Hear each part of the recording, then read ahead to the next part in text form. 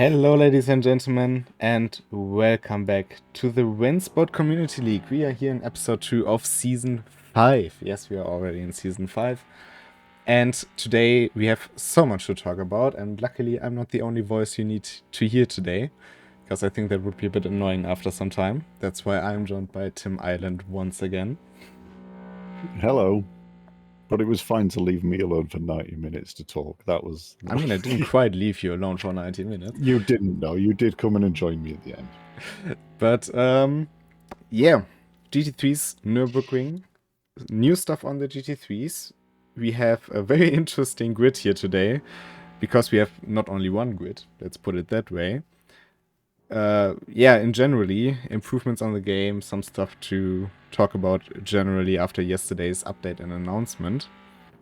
And I think overall just exciting racing to be had. We are currently in qualifying and we can already see Julian Chico and Alizaya on their outlaps being toe-to-toe. But those are of course not the only two contenders we have. We have the return of the king, of Dominic Ladler. We have the return of our developers with Etienne Rossipon and Remco Major in here. Well, Remco isn't really a developer, but you get the drill. In general, I think this will be just a very interesting evening on so many levels. But I've talked enough already. What are your expectations? Yeah, I'm looking forward to a fantastic race. We've got, like you say, we've got some of our RENNSPORT team, generalizing a bit more in here today. We've got a lot of the regulars, which the names you'll most likely be aware of from all the guys who've watched our streams before. We've got a few extra people as well. And kind of like you hinted at before, this is a two-split race. There is another split. So these guys are the 11, 12 with the best RENNSPORT ratings of everyone who signed up. So it should be quality racing. 13 actually. And the second split is another 12. A bit unfortunate with the distribution here. But yeah, it's very interesting. And also we will give you updates throughout on the second split. But if you're interested, you can always follow it on the app. There is the opportunity to just go in the app and select the split you want to watch. So this is definitely one thing that we would... Well, now I forgot the word. We would say is worth doing. Worth your time. I think that's one of the great features of the app that we have. And yeah, the live replay thing. Unfortunately, I always forget to bring my phone upstairs with me when I'm going to casting, but it is a really good feature. You get to see what progress each driver's making on their current lap, as well as what order everyone's in, which is really handy. As a commentator, I should probably use that more. I mean, I always have it open. Try to be back with footage as we just try to figure out a small issue of something on our side. But meanwhile, Lino can keep telling you how much better he is at a commentator than I am. I'm sorry, I'm not as professional as you. I don't think that this is necessarily the case. However, yeah, I mean, talking on two splits and generally like the racing, the way it works basically, it takes into account the different ratings of the drivers going into each session and then distributes them across two different servers. So we have the 13 highest rated drivers on the first one and the other 12 on the other server, which we might as well take a look at now. The driver we are currently watching is Gok Polasse. You may have noticed his name before. He's definitely one who shows up more often.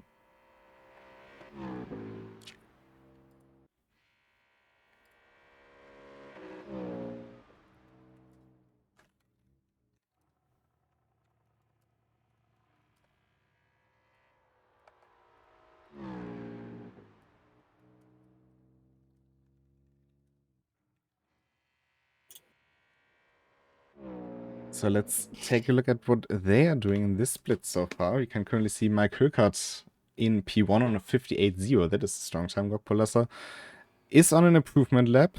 Let's see what he can do this time around. As Francesco Truschelli goes in front of him for now, with a bit of a drift out of the final turn.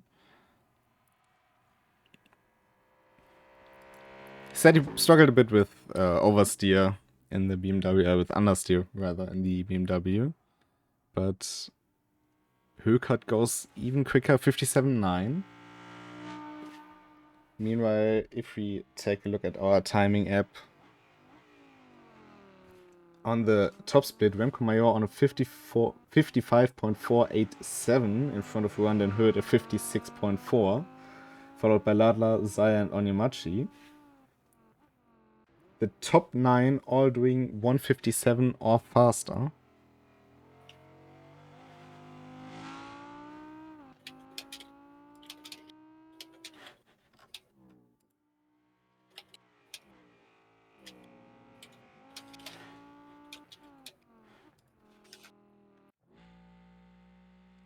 But one thing we didn't talk about yet, I think we'll get to more during the race. The tires. Tires are now different on the GT3. They have been updated yesterday. And yeah, it's a very big change. Yeah, it's... I mean, many of you have probably seen the announcements and maybe even some of the influencer videos who we collaborated with. It is a big difference in terms of driving, in terms of the whole experience, and they also are a lot more drivable, and we will see much more close racing because of that.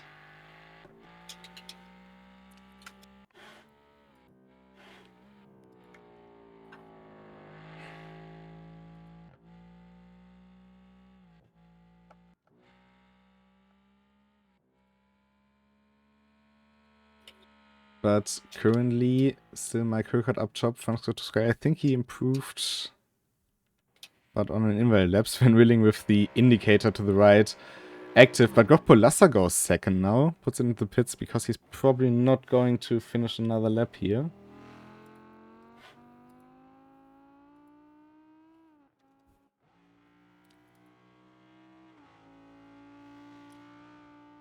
On top split, Dominic Ladler has surpassed Ron and Hurt for the front row and is now in P2. Mark Onyemachi improved 4th. Timothy Fritsch on 6th. So there's still some mixing up, some people finishing their laps. But Mike Hurkacz went down to a 57.5 here on this split, putting him well ahead of the competition for now. Yeah, he must have been unlucky to not make it to the top split there. He seems to have really good pace.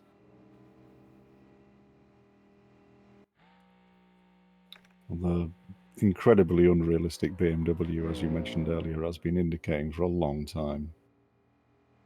That's a bug we'll have to fix. I mean, funnily enough, the Audi doesn't have indicators, the R8 GT3. But I haven't really seen that used in real life either, so I'm not sure if it's because of the age of the car in the game or if it's because of its real life counterpart.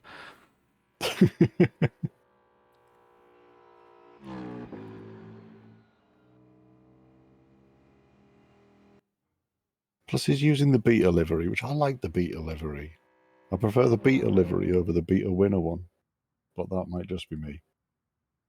Yeah, I do get that actually, because the Beta livery, the more orange, the gold doesn't shine as much, but it is a very nice livery nonetheless. And of course, you had to earn it. You had did. to be in there, but while we are waiting to transition into the race here, we can have a look at the season schedule. We're right now at episode 2 at the Nürburgring, and in 2 weeks' time we will go to Spa. But we can hear the engines revving up, we can hear the lights, see the lights turn green. We have somebody who definitely jumped the start there. But it's Mike Hurkacz having not as good of a start as I expected him to. Gok Polassa on the inside. Willing there on the inside of one of the Mercedes.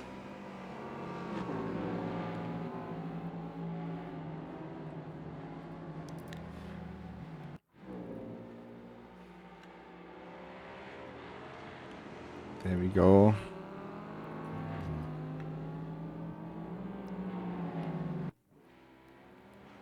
Oh, and that is very poor there from the BMW. I'm not sure who it was.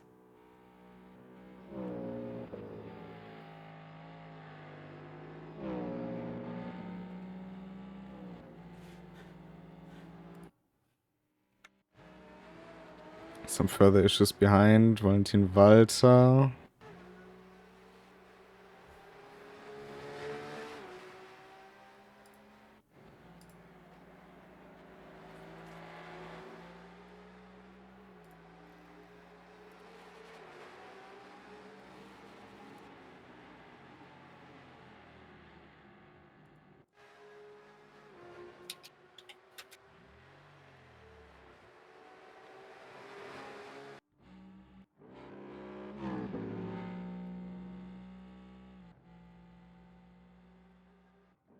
And as it seems, we can go back as well after seeing the start on the second split to see the race start for the first split.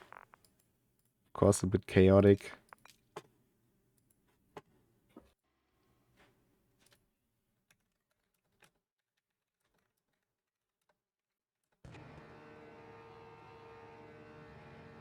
So we'll be right back with the start for race 2.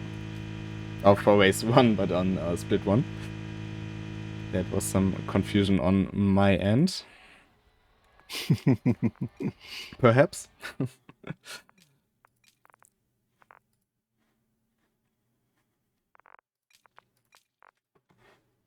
Luckily, we can always get there in time.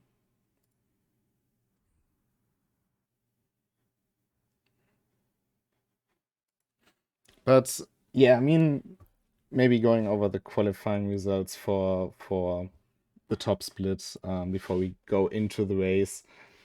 We had Remco Major topping the timing sheets in the end. Probably not too much of a surprise there.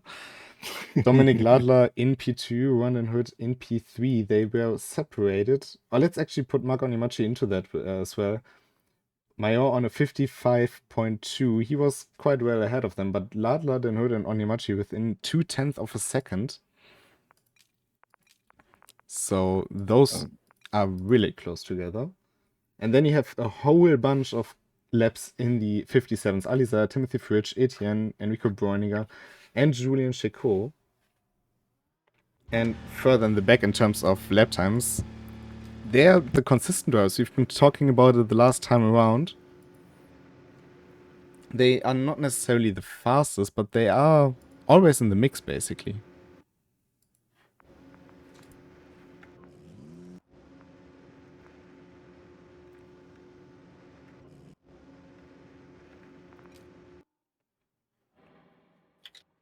So we should be back with footage any minute now.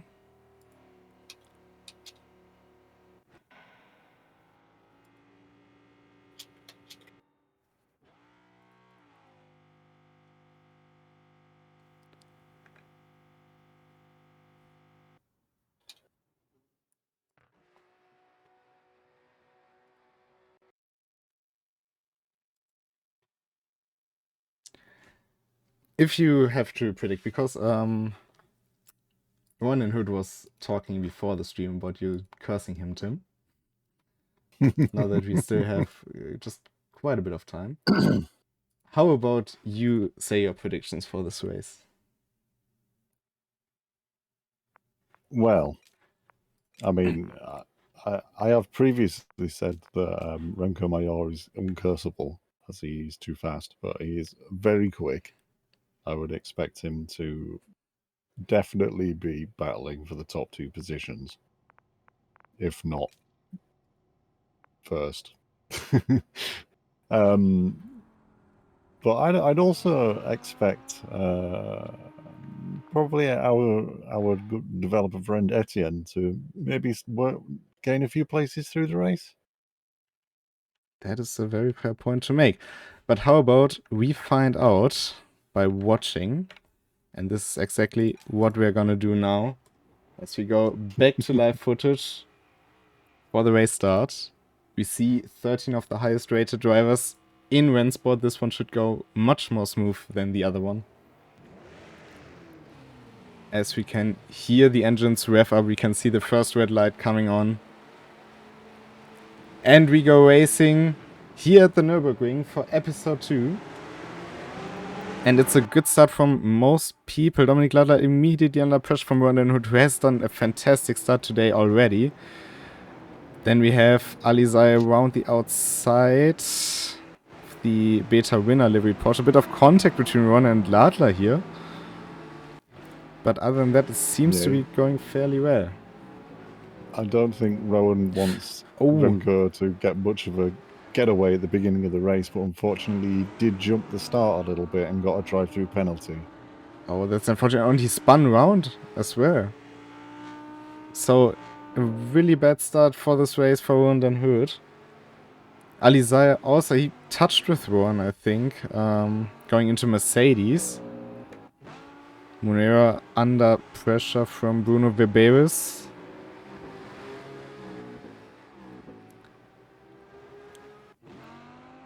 But up front, it's Remco Major 1.8 seconds in front of Dominik Ladler. Ali Zahir seems to have had a terrible start. Yeah, he's quite far off the back. I thought Remco Major was driving, not in the commentator booth with me, but... Sorry. Just kidding. Oh, and that's Bruno Ribeiro on the attack of Cesco Munera into P7. Can actually watch his POV as well in the Discord. He posted his live stream as well as Enrico Bräuninger was also streaming to Twitch. But yeah, there was contact between Alizai and Rowan Dan Hood going into Mercedes. As you said. Oh, is that who the contact was with? Yeah. Rowan has to do his drive-through penalty and is actually now side by side with Etienne. I'm not sure what happened to him there. But completing the first lap, Remco Major in P1, followed by Dominik Ladler, Marc Onimachi, and Julien Checot. The Audis seem pretty fast today. Yeah, there's been quite a few races going on at the Nordschleife GP track because of this race. We do tend to schedule races on the same track as the Community League. And the Audi does seem to have been fairly strong here. It's just been driven by the correct people.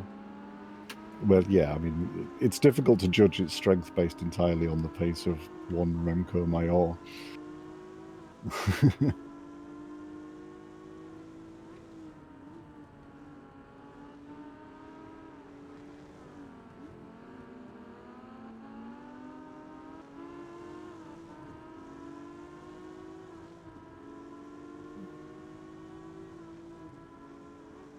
Timothy Frisch has had a little bit of contact, and the front left of his Porsche is looking a bit worse for wear. It's flapping a little bit in the wind there.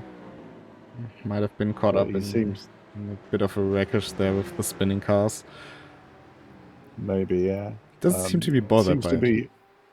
No, he does seem to be keeping up with Cesco Munera. I think you're pretty well. I think Munera was one of the first people to have gold rank actually back then. He's been with RENNSPORT for quite some time. Maybe not as active as some other drivers, but he's not new. And it's good to see people returning as well. And also you get to see the damage model, because you get to see a broken Porsche and an identical Porsche in the same livery next to it. Very much so. Bruno Weberis again on the attack, this time on Piotr Zadybel down the inside at Hyundai. Two of the most consistent drivers going at it here. Toe to toe down the backstretch.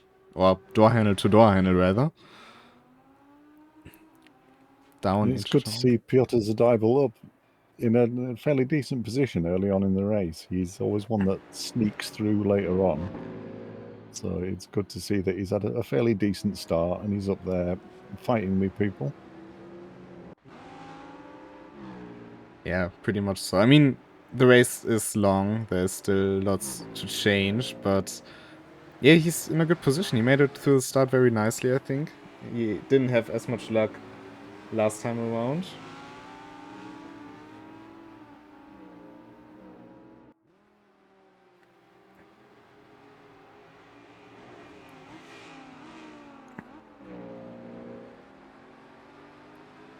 Mark Onyemachi in P3, followed by Julian Chicot. They're both trying to put the pressure on Dominik Ladler, but up front, Remco are just quietly running away with it. That does generally seem to be the Remco way of things, just casually putting in 55 laps. Oh, and Alizai and Etienne both making their way past Cesco Moreira in one turn. That's a lot of big front engine car to come charging past you on the entry into a corner.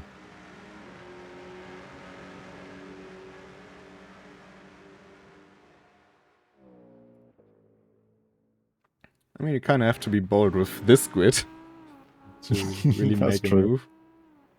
Julian Chicot lost the position to Enrico Breuninger. And generally quite some time, so I wonder if he kind of missed the chicane.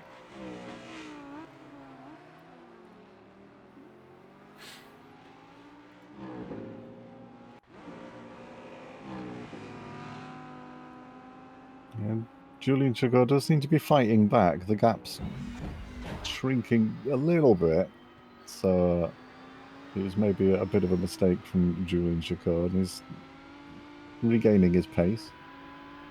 Seems struggling a bit with the understeer. Of course, with the tire updates, the characteristics of many cars have changed a bit. The Audi having a bit more understeer in some situations, but of course being more rotatable on the brakes, therefore. Yeah, I drove the Audi yesterday, and it takes a bit of getting used to if you're not used to it. It's a very different driving characteristic between that and my usual M4. But I'm glad that even with all the updates we've had recently, and the general feel of the cars has been improved immensely, but also they have kept the characteristics of where the engine is. Yeah, I mean, for me, I drove i8 before. I will definitely continue to drive i8. Fits me fairly well. And once you did a fast lap time with it, people are going to ask you, oh, you're fast anyway. And then you suddenly have to not disappoint people. Not talking from experience today. But I might have beaten Remco in qualifying. But yeah, I mean, you can see the Audi can be super strong in the correct hands. But so does the Porsche. Dominik Ladler holding up the torch for Porsche. Enrico Breuninger currently the fastest BMW. And Alizai, I mean, he was on a good way until he collided into Mercedes. But he's on a good recovery drive, up into P9 already. Etienne in P10 after his mishap.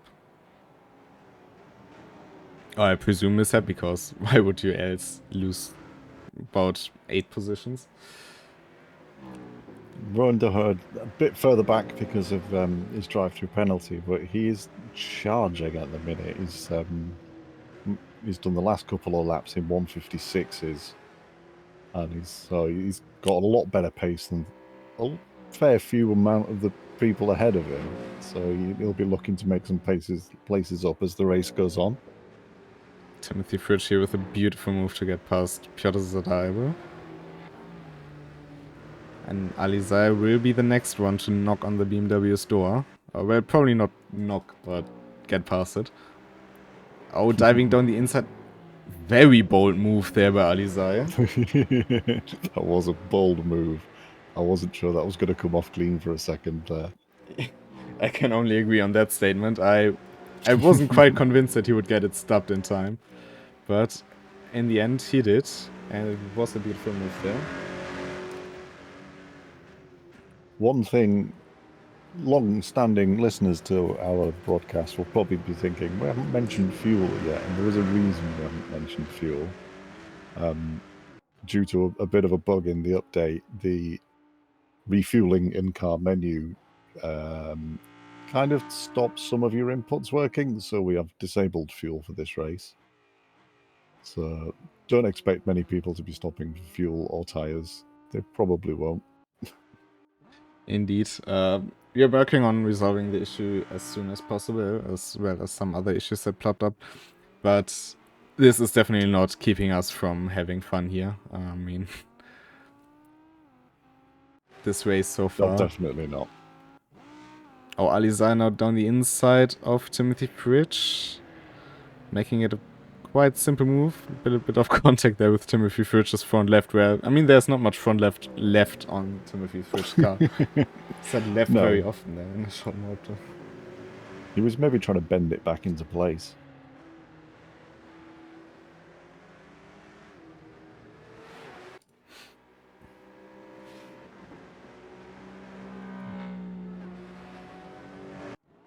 Dominic Ladler is just squeezing a bit more of a gap away from Mark Onomachi right now. He's got it round about the second mark, so Mark will start. I've said Mark too many times there, haven't I? You're saying a lot of words, way too much. But he'll be getting just outside of kind of effective drafting range. So the gap might open up a little bit quicker once if Dominic can get Mark outside of the drafting limit. Well, they're saying that it's closed up a little bit again. Yeah, I think we will see some gaps fluctuating a bit, especially between the pairings P2, P3, P4, P5. I think Bruno Viberis and Ali Zahir will also get closer to each other in the coming laps. But short update on Split 2. The leader currently is an AMG in the hand of Krystall, followed by Willing, who was leading when we went back to Split 1, so after the first few laps. Then it's got Polassa in P3, and we still have 8 cars driving there. So this is your update on Split 2, but watching Split 1, now Etienne is having a shot at Timothy Fridge, and I mean, it's kind of interesting to see Timothy Fridge charge through as well, now to only be re-overtaken by the cars he charged through.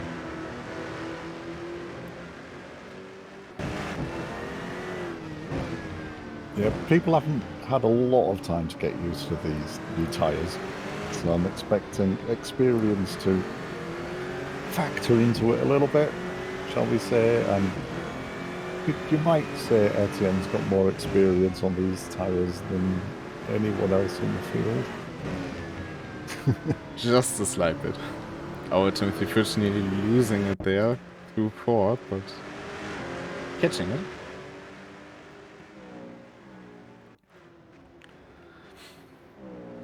But Renko Mayor at the front of the field, just doing 155 after 155. He's locked in. Lapping machine right now.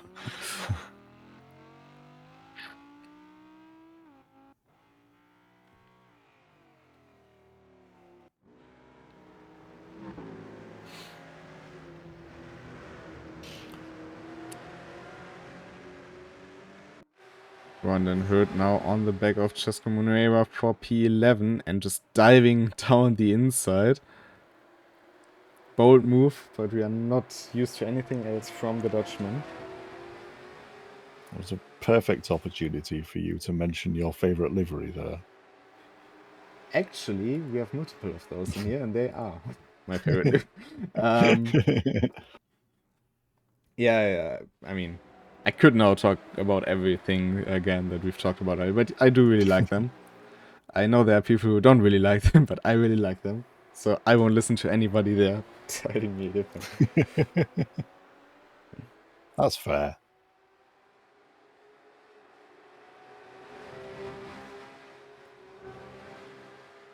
But maybe if we already talk about the founders' liveries, or partly talk about them, as Bruno Ribeiro is getting a visit from the Dr. Zahir now, and giving him the flash, and the Tim Schroeder flash might return soon. We haven't seen it in a long time, but it may return. So, where was I? The founders. Because, of course, not only the GT3s did get an update on the tires. Oh, and Alizai, we are ending Bruno Viberis. I think this was... He's waiting for it, but... Yeah, I think he's waiting to let Bruno go through, because that was a bit of a heavy shunt. Just completely misjudged the speed he had in Slipstream there. It's very untypical for Alizai. I mean, usually he's on the receiving end of it. Luckily, it didn't lose him too much. Bruno Viberis has some back-end damage. I think the diffuser is missing. Let's hope that this will not screw up his aerodynamics too much in this case. But yeah, hopefully it's not as effective as actually losing a diffuser. You would hope so, but on the other hand, you would hope so. Because, of course, that would be realistic.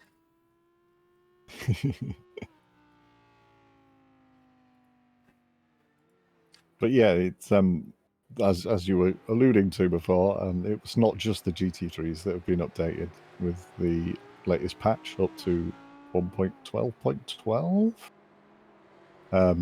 Also, the M2 has got new tires and is feeling really good. I did some M2 races yesterday and it was fantastic. But also, I think, which was where you were getting at with the founders link, is that the 992 RENNSPORT has new tires and is also feeling really nice to drive. Very much so. I mean, the car hasn't been in use as much maybe in recent times, but it's a very, very cool car to have nonetheless. I mean, it's kind of the poster child car for our game, in a way. I really like to drive it before, and it's even better now. So, if you have the Founders Pack, if you haven't driven the car in quite some time, it's definitely worth checking it out. So, yeah, I think that we should also bring it back to more competition at some point. I would like to see some RENNSPORT racing in RENNSPORT. With the RENNSPORT. With the RENNSPORT, it's a really fun car to drive. It's fast, it's controllable, kind of makes you feel cool.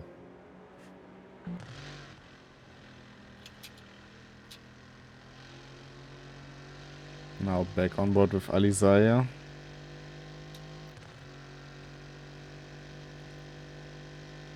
I think the gap up front also has stabilized a bit between Remco Major and Dominic Ladler. I don't see it coming down anytime soon, but it isn't growing as much anymore.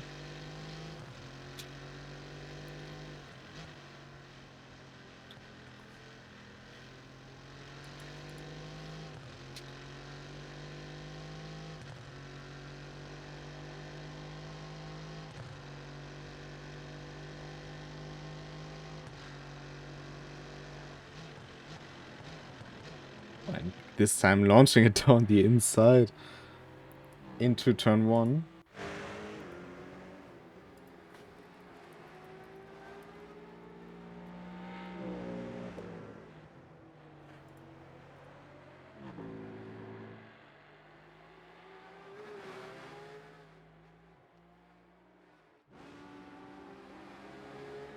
Sub into B8, this time without contact for Alizaya. Timothy Fridge, I mean, just before it happened, we talked about him moving up and down the order, and now he moved up again into P7. He's going for those bonus points for swapping positions, which don't exist. Maybe something for the next season to consider. Etienne, meanwhile. Timothy Frisch award. Timothy Frisch award. Etienne, meanwhile, I mean, he went down the order and is now back into P6. Yeah. Which I predicted he'd go forward, so I feel good about myself.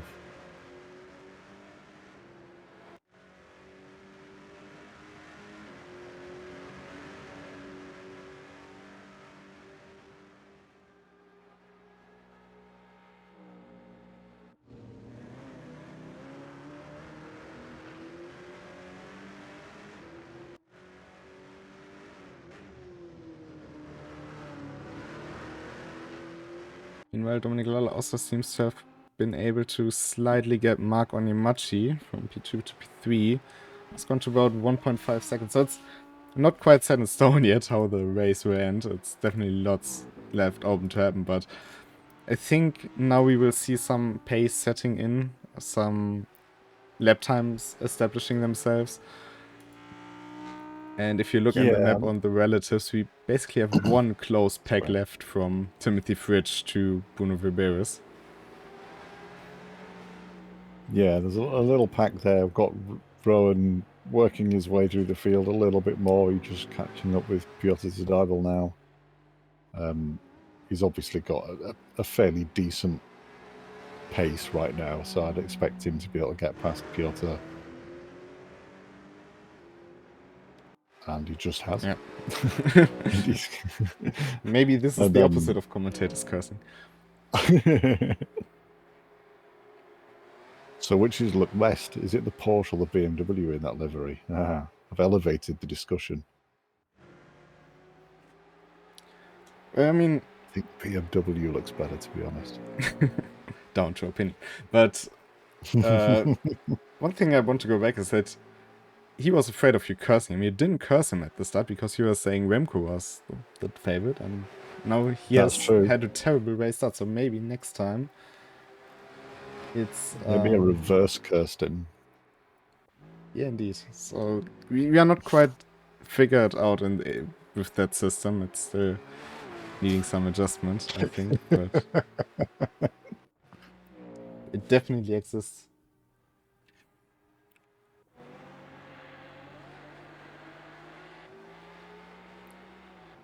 Well, Rowan is currently 4 seconds behind Bruno Viberis in 9th. He's lapping really consistent 56s, even including overtaking Piotr Zadybal. So I don't think it'll be too long before he starts catching up with Bruno. Yeah, 5 seconds, that is not too much with the pace Rowan is doing. I mean, if we look at him, he's doing 56s. Mid-56s, and at best, and currently lapping about 57, while the rest of the grid is a bit slower than that, except for the front pair.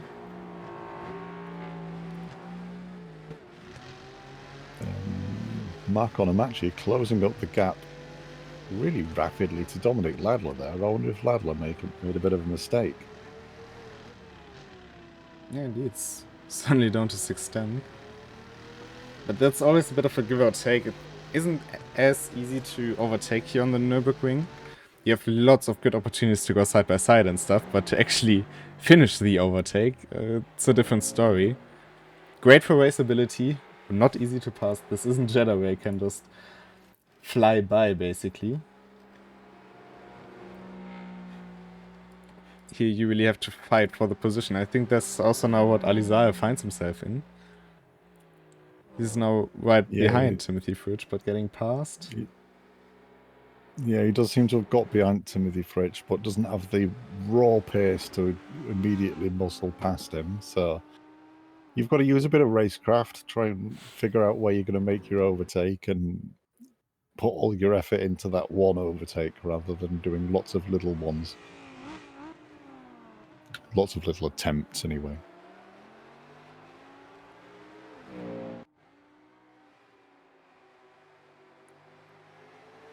I think we might see a move into turn 1 now, because Alizar is in a very good position. He did the same thing to Bruno Viberis 3 laps ago. And it seems like he's doing it to the another diamond liveried car. Down the inside of Timothy Fridge. Got a wheel alongside. Oh, Timothy Fridge with the up and under, though. Yeah, he was going for the switchback, but he is on the outside for the next corner. Was a valiant effort, but well driven there by Alizar to get the car rotated and gripped in time. But Timothy Fridge isn't out of it now. No, he's not giving that without a fight, is he? He is the winner in this series, after all. I'm actually curious now, has Alizar won a race in RCL yet? I have no idea, to be honest. I don't think he has. He has always had strong finishes when he didn't get super unlucky, but I can't recall him being on the top step of the podium. Because every time he had the chance, he found himself in increasingly difficult opposition. Because when he was ahead of Dominik Ladler, he was behind Dennis Heinz. Basically.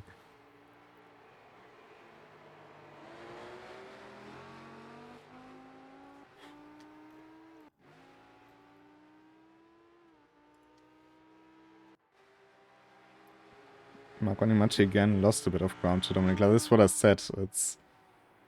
It's not as easy to just get close and then pass. The TR can mix things up. Especially on more by nature understeery cars like the Audi and Porsche.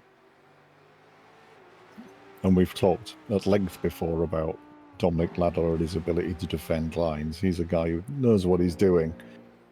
And on a track like this, where there are only a few really kind of probable places to try and overtake, he can cover those off. So Mark would have to get a bit creative whilst also not losing the speed.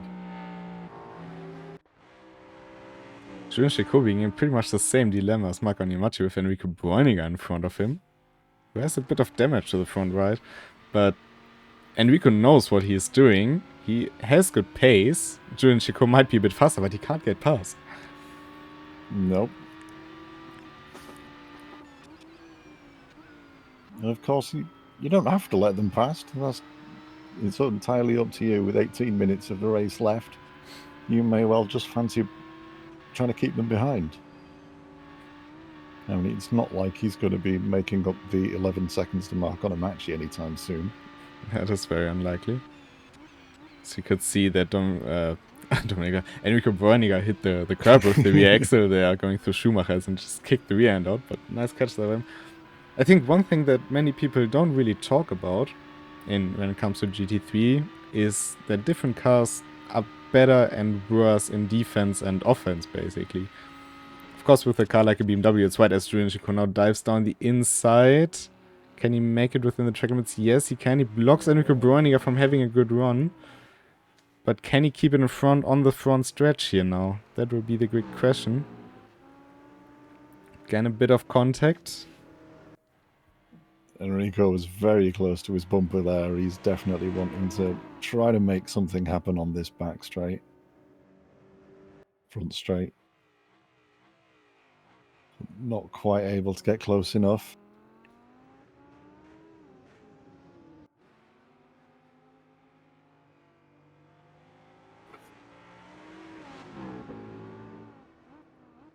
But I think he got him. It means Chico now, after all we talked about, is back into P4.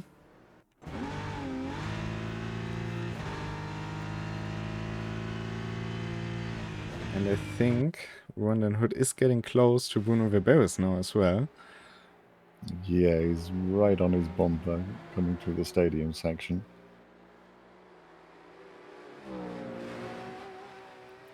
But yeah, one thing that nobody really talks about is that different GT3s are better at offense or defense compared to others. So it's not only about the car's pace, but also about how can you defend with the car. Of course, theoretically it's easier to defend with a wider car like the BMW, but I mean, of course, the difference in width is noticeable, especially when driving. But it's not like they're worlds apart because they're still bound to the same regulations.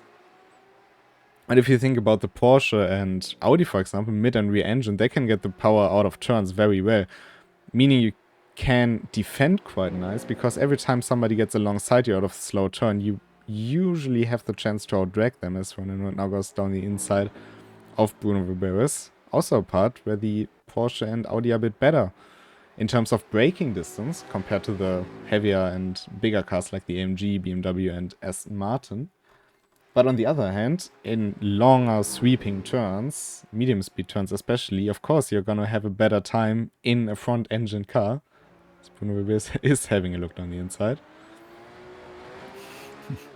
So depending on the track, of course, but also on which cars you drive, you might have an easier time to defend or attack. And I think on Nürburgring especially, it's easier with the Porsche and Audi to defend, while it's harder to really get a move on and attack somewhere. This is where the AMGs and BMWs shine. Yeah, it can seem a bit aggressive at times, but in the front engine cars, it can be definitely an advantage to you to try and do some kind of like block pass move. So you can get a little bit ahead, but also stop the mid-engine car or rear-engine cars getting that big drive out of the corner that will give them the place back. And that's exactly what Ali Zahir did into turn 1 to Timothy Fridge, if you think about it. He went down the inside, and Timothy Fridge was able to get alongside, but the next turn was a medium speed left-hander. Ali Zahir just used the nature of his car to carry more speed, and that was P7 for him.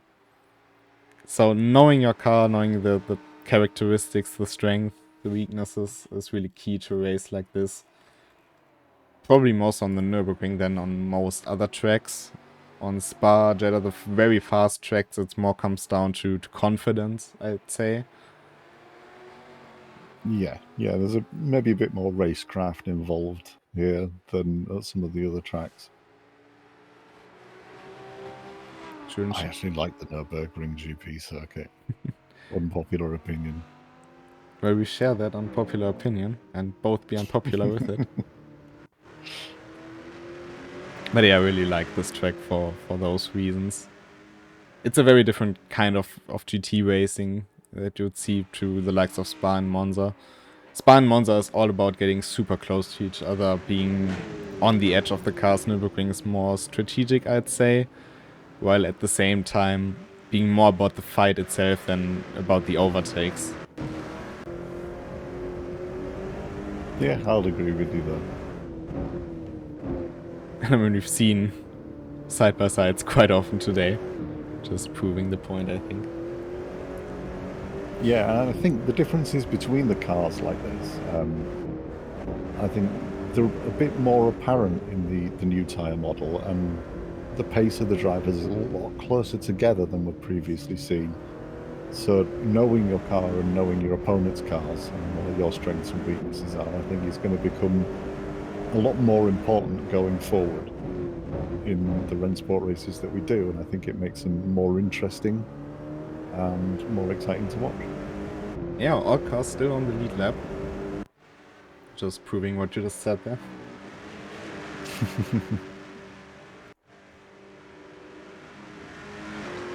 Well, we've had a big field today, so you'd expect these guys in this split to be a lot closer together, but if we exclude the anomaly that is Remco Mayor and go from second place, we've got Dominic Ladler's best lap is a 56.39, and all the way down to Bruno Vibera's in 10th, his best lap is a 158.1, so it's not like a huge range of best lap times. Yeah, indeed, it's all fairly packed together. Of course, due to the split structure, we have here the top 13, which are closer together by nature. But, I mean, we've done quite a few public races the last 2 days now, and it really is much closer on the official contest as well. So if you haven't driven RENNSPORT in quite a while, it's definitely worth coming back to it. It's a lot more close, it's a lot more action-packed, but generally we have great races, especially at this track. Of course, it's the Inter rotation, Inter GT3, which might be a good point to actually take a look at the current schedule, which isn't this one, because I forgot to change it. But, yeah, I mean, if you take a look at it now, you have, if you want to still race today, you have the multi-class coming up at Hockenheim with GT3 and GT4. You can do the hourly contests. We've been doing a lot of GT3s at Daytona and Nürburgring. I've seen people populating the Jeddah Endurance one. And actually quite a decent amount of people in the hypercar as well, which I was surprised about. I mean, it's not an easy car to drive. but nonetheless, people seem to really enjoy that one. Especially because it's in the elite class races, which have a lot less driver aids involved. I think there's none in the elite class race for the hypercar, isn't there? That's very correct. Of course, in elite and inter races, you don't get any additional help except for what the car can offer you. And hypercars do not have ABS, in case anyone was wondering. So flat spots are definitely really a thing. Meanwhile, Etienne moved ahead of Enrico Bräuninger. So Aston Martin up into P5. Maybe we'll add constructors points for the next season, who knows.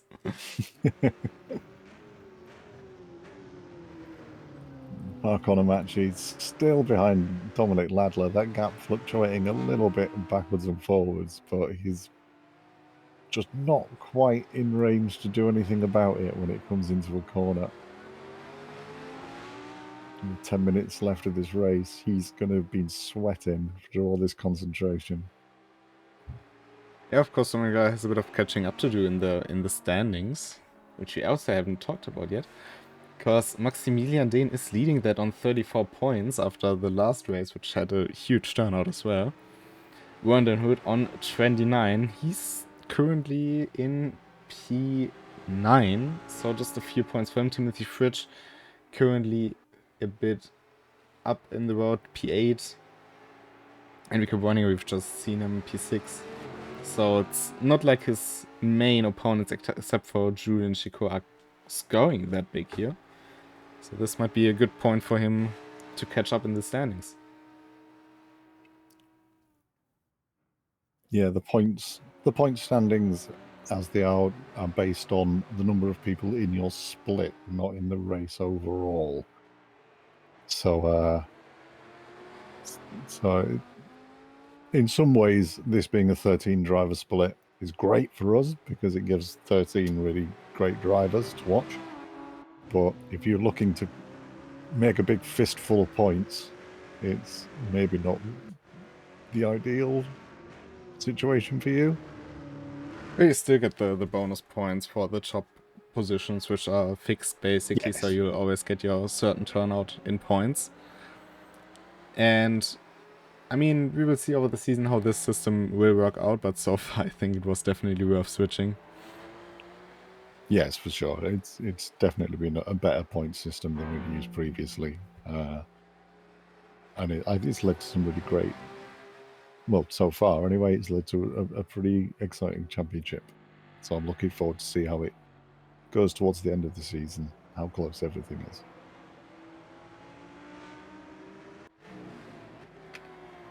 Timothy Fridge will soon... No, actually not, because Ronan Hood has lost just 5 seconds going out of turn 1. And he seems to be struggling with the front axle. So either he understeered like crazy through the last couple of turns to overheat them, but I mean, you can see that the rear is planted, but the front is moving around a lot. Something that you don't see all too often. Yeah, I didn't catch him going to the first couple of turns, but yeah, he doesn't. His last lap time was a 2:0. Not the last lap, the lap before, sorry, was a 2:01, so that was uncharacteristically slow for him.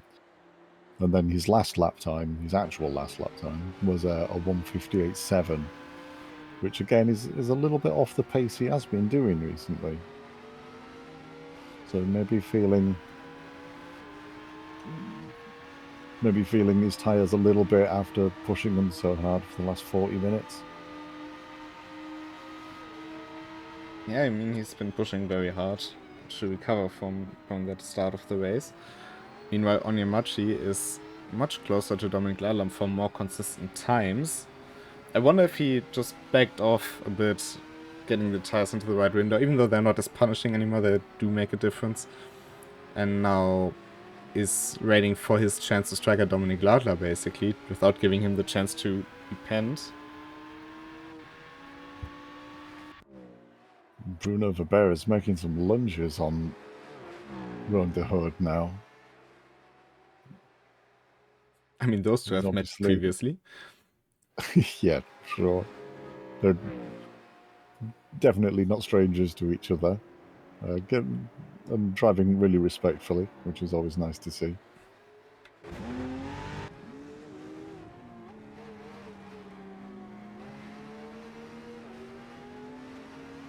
But I mean, I've raced against Ron today, actually, on this very track.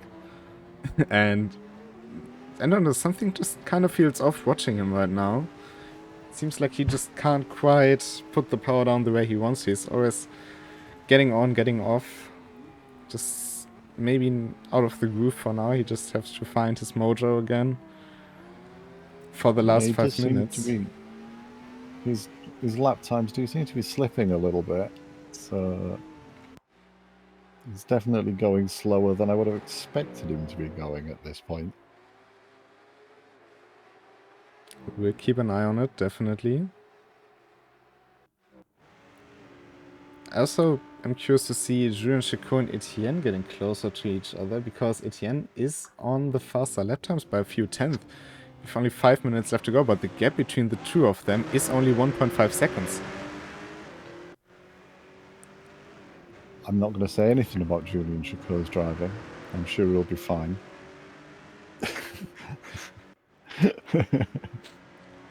Well, I mean, looking at it, we are uncertain about P2-3, we are uncertain about P4 and 5, we are uncertain about P10 and 9. So yeah, it's not been a race where you've heard our strange motor racing stories, that's for sure. There's been a lot of action going on today. Well, I mean, there's been no drug plane landing on the backstretch on this, so what should we talk about? But it's great to see that even after the full 45 minutes of racing, we've had people fighting all the way through. It's been really good. I've thoroughly enjoyed it so far, and I'm sure the last 3 minutes are going to be pretty exciting.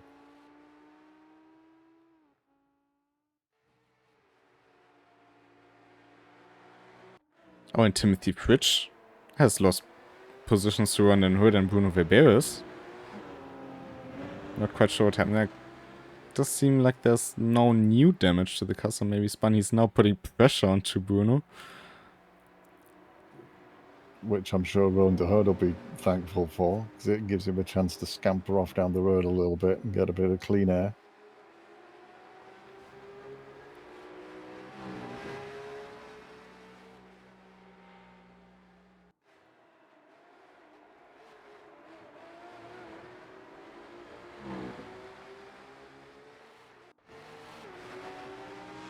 I think we will have 2 more laps. It really depends on where Remco will be on the track in the end.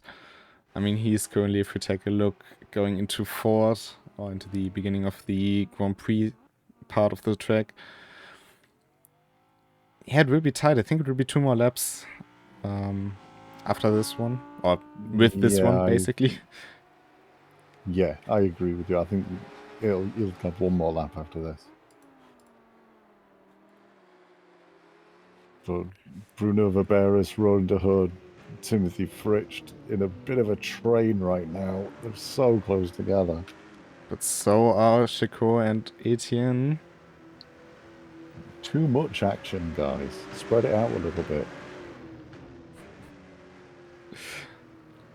I remember when I casted my own league back then, it was always so much action in the start that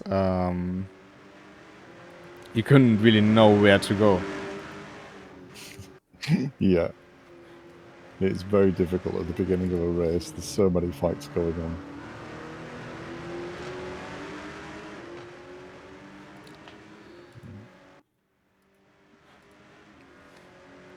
Yeah, now I'm gonna look down the outside.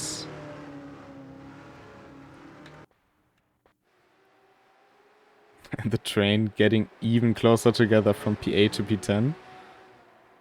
Yeah, and Bruno just made a pretty big lunge down the inside of Ron Hood, but Bruno and Ron held it off. And I thought he'd compromised his exit for Timothy Fritsch, but he wasn't able to capitalize on the situation.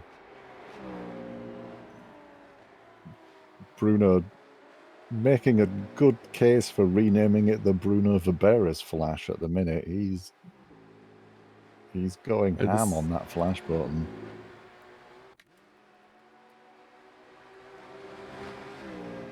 I mean, the Tim Schreider flash is spamming the button. He's just pressing it once. That's so. true, yeah.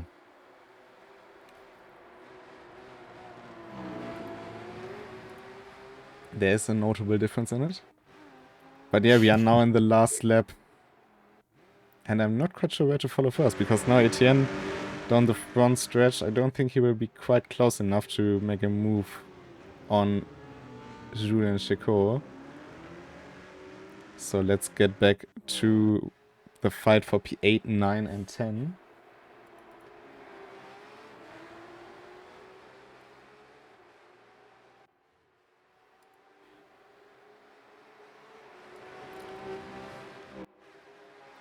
Timothy Fridge pressuring Bruno Ribeiros to defend to the inside. Bruno Ribeiros breaking very late. Oh, and contact with Ron Den Hurt and spun himself out. Yeah, that was an ambitious move by Bruno there.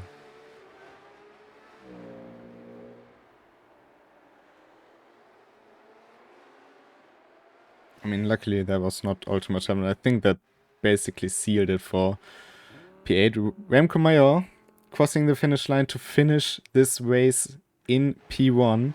But who will be P2? Marc Onimachi on the attack of Dominik Ladler, going side by side into Video Ladler on the inside. Can Marc Onimachi get a good run? Yes, he can. Slight touch. And they go side by side into Hyundai. And it's Dominik Ladler on top for P2. Dominik Ladler just got the better drive out of the chicane there. Managed to hold off Marc. Well, here's the next try. This time Etienne against Julien Chicot. But I think Julien Chicot should have it, even though the last turn favors the Aston Martin.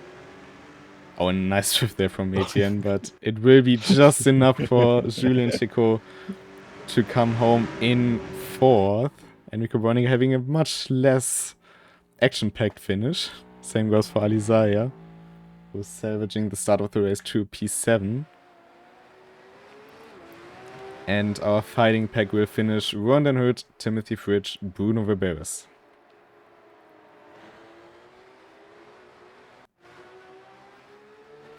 What a race it's been. I mean, it was been a pretty exciting race. I'm sure you could tell by the fact that we just haven't stopped talking the entire race, and it's been about the race. Indeed. But yeah, that it was some fantastic on-track action there. Piotr Zadai with the last one to come across the finish line. And that is your result. What a race it's been. Really no time to really take a break. Of course, there's some stuff to iron out. Yeah, for sure. Overall, I think it was a great race. It really shows the difference also the tires make. I think we've rarely seen racing this close. So, yeah, next week we will be back in the green hell with the M2, which also has new tires. We've talked about it. So that will be interesting. Yeah. And on Saturday, we will have an RCE, which will be more info on Monday and stuff. But it will be also with the GT3s, but also the hypercars. You will see a short trailer for it in a bit. But in 2 weeks' time, we will be back with RENNSPORT Community League to close off the first half of the season in Spa-Francorchamps.